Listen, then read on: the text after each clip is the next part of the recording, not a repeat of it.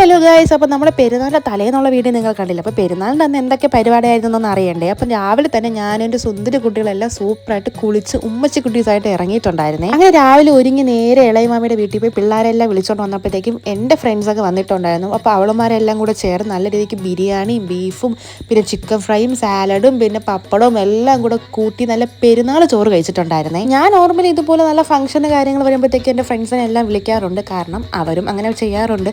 എനിക്ക് സദ്യ ഇഷ്ടമാണെങ്കിൽ അവർക്ക് ബിരിയാണി ഇഷ്ടമാണ്. നമ്മളങ്ങനെ ഒരേ ലെവലായിട്ടുള്ള പരിപാടികളാണ്. പിന്നെ ഈ ബുള്ളറ്റ് കണ്ട് നിങ്ങളെ പേടിക്കേണ്ട. എനിക്ക് ഫോട്ടോ എടുക്കാൻ വേണ്ടി അവിടെ ഇരുന്ന് ഏതൊരു ചേട്ടൻ്റെ ബുള്ളറ്റ് എനിക്ക് നീക്കി വെച്ച് തന്നതായിരുന്നു. പിന്നെ ഞങ്ങളൊരു ഈവനിങ് ആയപ്പോൾ ഞാനും അവളും കൂടെ ഒരു സ്ഥലം വരെ പോയിട്ടുണ്ടായിരുന്നു. അതിനുശേഷം പിള്ളേരെല്ലാം കൊണ്ട് എൻ്റെ വണ്ടിയിൽ ഇത്ര പേരും അവളുടെ വണ്ടിയിൽ കുറച്ച് പേരും കയറ്റി ഞങ്ങൾ പുഞ്ചക്കരി പോയി കുറച്ച് ഫോട്ടോസ് കാര്യങ്ങളൊക്കെ എടുത്തിട്ടുണ്ടായിരുന്നേ. അങ്ങനെ പുഞ്ചക്കരി പോയിട്ട് എല്ലാവർക്കും നിരത്തി പിടിച്ച് ഫോട്ടോസ് എടുത്തതിന് ശേഷം ഞങ്ങൾ 8-8:30 ആയപ്പോഴത്തേക്ക് ഉമ്മാരെ അനിയത്തിൻ്റെ കുഞ്ഞാടെ വീട്ടിൽ പോയിട്ടുണ്ടായിരുന്നു.